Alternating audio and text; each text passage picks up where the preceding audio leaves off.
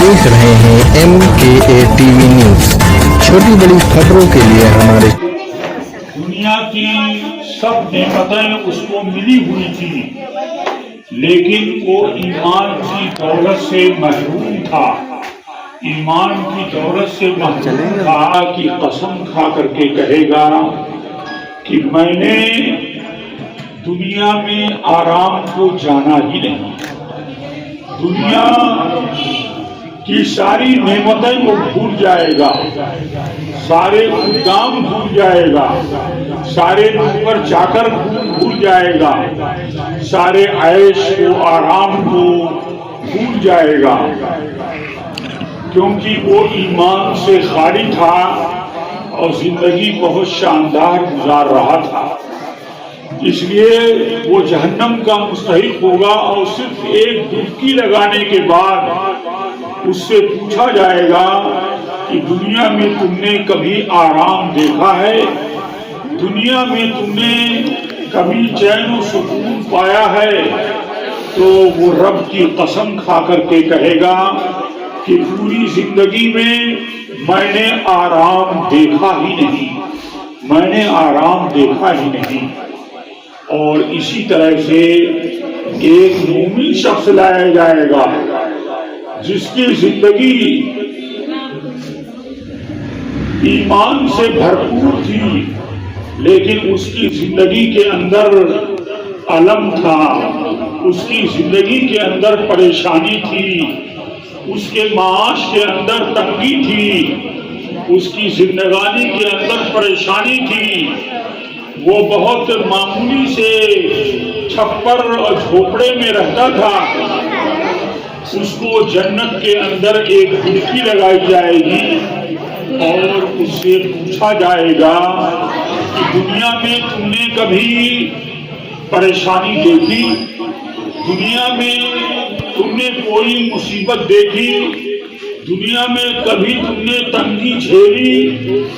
तो अल्लाह की कसम खा करके वो कहेगा कि ऐ बारे इलाहा, दुनिया में, दुनिया की जिंदगी में मैंने कोई परेशानी देखी ही नहीं। दुनिया की जिंदगानी में मुझे कोई परेशानी आई ही नहीं। वो सारी परेशानियों को भूल जाएगा। जन्नत की एक सैर और जन्नत की एक डुबकी के जरिए वो दुनिया की सारी जिंदगी को भूल जाएगा। ये है आखिरत की कद्र, ये है आखिरत की अजमत। अल्लाह रब्बुल इज्जत का इरशाद है, फमन ज़ुहज़िहा अनिन नार, जो जहन्नम से हटा दिया गया, दूर कर दिया गया, वो उदखिलल जन्ना, और जन्नत में दाखिल कर दिया गया, तो उसने बहुत बड़ी कामयाबी हासिल की। दुनिया के अंदर हम फितरी उम्र जो गुजारते हैं वो 63 साल की होती है। हमारे रसूल सल्लल्लाहु अलैहि वसल्लम की उम्र मुबारक 63 साल की हुई। 63 साल की उम्र में आप इस दुनिया से कूच कर गए, अल्लाह के हुजूर हाजिर हो गए और दारे फानी से दारे बाकी की तरफ रवाना हो गए। बहुत ज्यादा कोई जिंदा रहता है तो 100 साल जिंदा रहता है, और अगर 110 साल जिंदा रहता है, 120 साल जिंदा रहता है, तो उसकी खबरें छपती हैं अखबार में कि ये आदमी, इसने 100 साल की जिंदगी पाई, 120 साल की जिंदगी पाई। मेरी बच्चियां और हजरात खवातीन, दुनिया की हकीकत यही है कि जब पूछा जाएगा मोमिन बंदे से और इसी तरह से काफिर से, जब पूछा जाएगा जिसने 60-63 साल की जिंदगी गुजारी होगी, जिसने 100 साल की जिंदगी गुजारी होगी, उससे पूछा जाएगा कि तुमने दुनिया के अंदर कितनी जिंदगी गुजारी, तो वो कहेगा एक सुबह गुजारी है लगता है, एक शाम गुजारी है, यही लगता है। इससे आप आखिरत की जिंदगी को समझ सकते हैं। तो अगर हमको आखिरत में किसी तरह की تکلیف دنیا میں کسی طرح کی تکلیف پہنچتی ہے تب بھی ہم کو اللہ کا شکر ادا کرنا چاہیے. ایک حدیث میں آیا ہے کہ مومن کا معاملہ عجیب و غریب ہے کہ اگر اس کو نعمت پہنچتی ہے، خوشحالی پہنچتی ہے، اچھی زندگی ملتی ہے تو اللہ کا شکر ادا کرتا ہے، اور اگر اس کو کوئی تکلیف پہنچتی ہے، کوئی مصیبت پہنچتی ہے، کوئی عزیز فوت ہو جاتا ہے اس کی نگاہوں کے سامنے تو اس کو پریشانی لاحق ہوتی ہے، تو ایسا شخص تب بھی اللہ کا شکر ادا کرتا ہے. تو مومن کا عجیب معاملہ ہے کہ وہ ہر حال میں شاکر و صابر ہوتا ہے.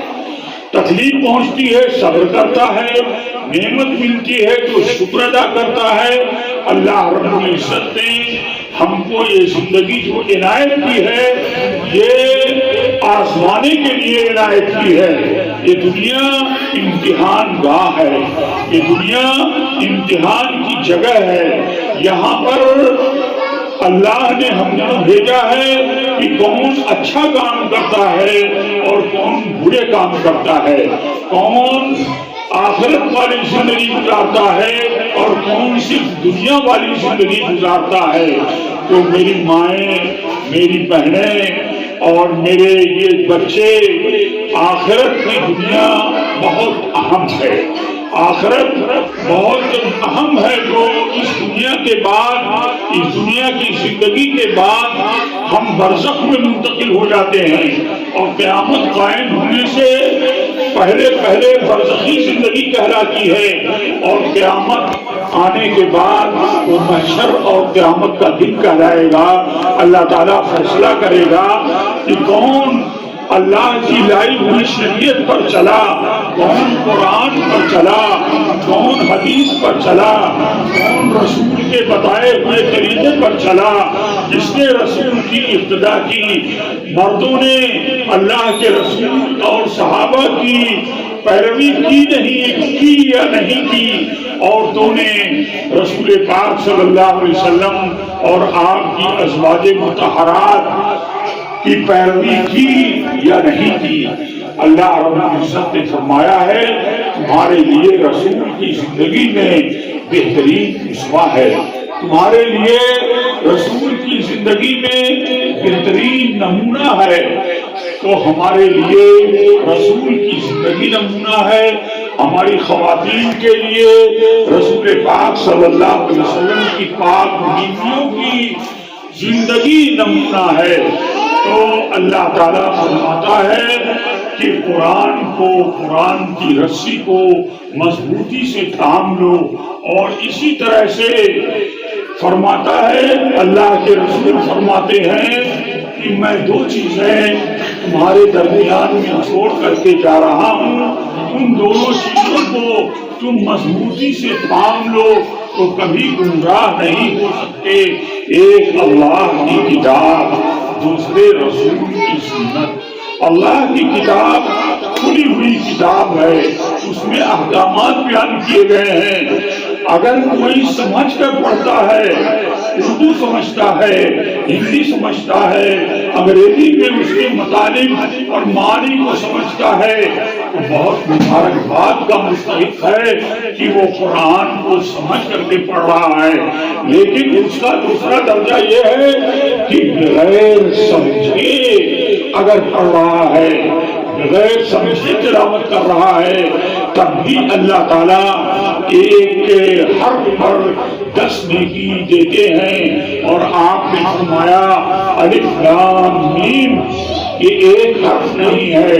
الف ایک حرف ہے، لام دوسرا حرف ہے، میم تیسرا حرف ہے. الف لام میم کوئی کہتا ہے تو اس کو 30 نیکیاں ملتی ہیں.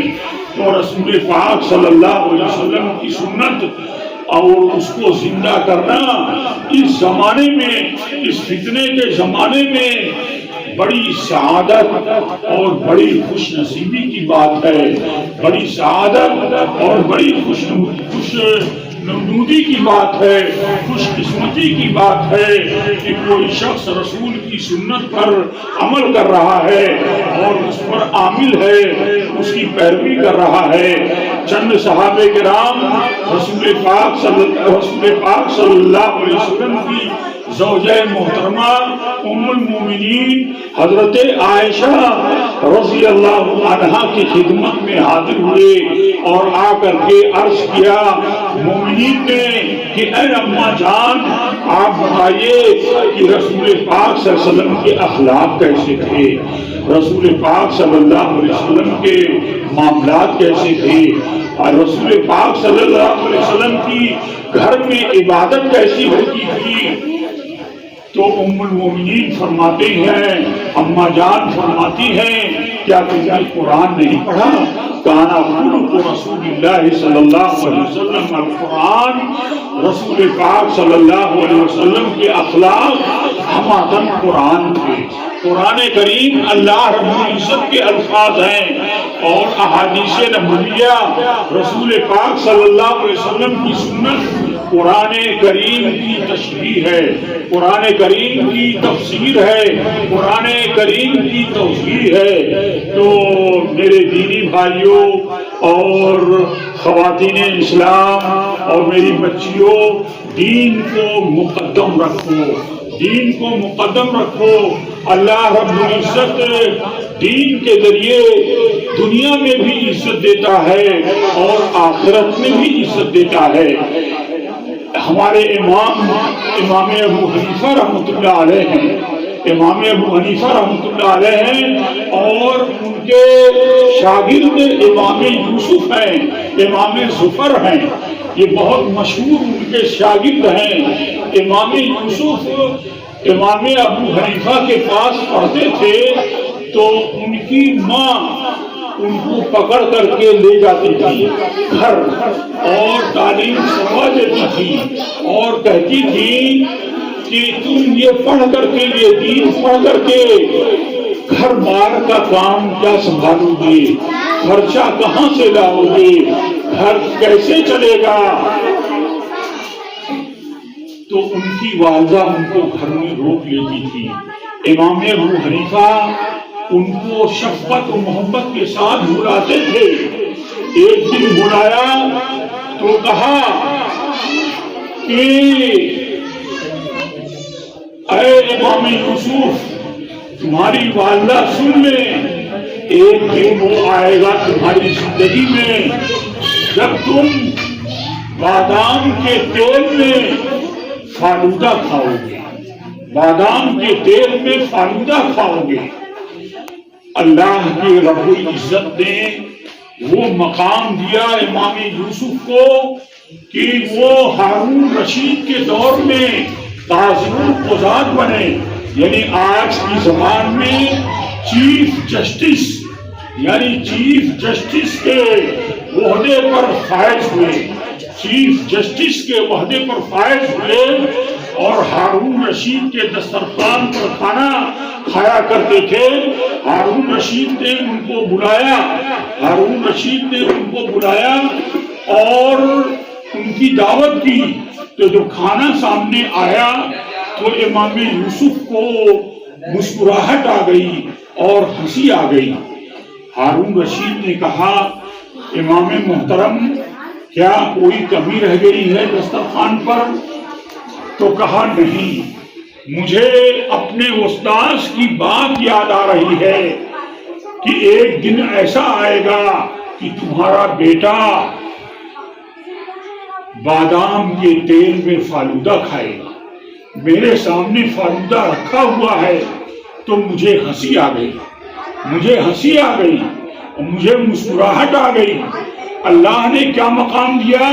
چیف جسٹس بنایا گیا۔ جیسے سپریم کورٹ کا چیف جسٹس ہوتا ہے، سب سے بڑا جج، وہ عہدہ حضرت امام یوسف کو ملا، اور جو مقام دنیا کے اندر ملا کم ہی کسی کو ملا ہوگا۔ اور ظاہر ہے کہ پوری زندگی دین کی اشاعت میں، دین کی نصرت میں، مسائل کے بتانے میں، فتویٰ کے بتانے میں انہوں نے گزاری تو اللہ کے ہاں ان کو کیا مقام ملے گا. کتنے بڑے فقیہ تھے, کتنے بڑے عالم تھے, اور کتنے بڑے وہ تھے شخص تھے, کتنی بڑی شخصیت تھی.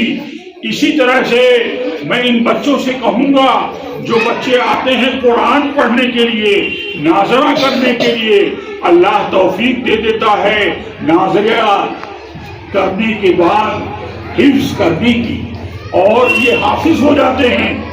اور اللہ تعالیٰ جس کے دل و دماغ کے اندر قرآن اتار دیتا ہے, جس کے دل و دماغ کے اندر قرآن اتار دیتا ہے, تو اس کے دماغ کے دریچے کھل جاتے ہیں. ہمارے سامنے بہت سی مثالیں ہیں کہ حفظ کر کے MBBS کیا, یعنی نیٹ کا امتحان دیا, اس میں کامیابی حاصل کی, MBBS کیا, سارے اسکول میں پہلی پوزیشن آئی.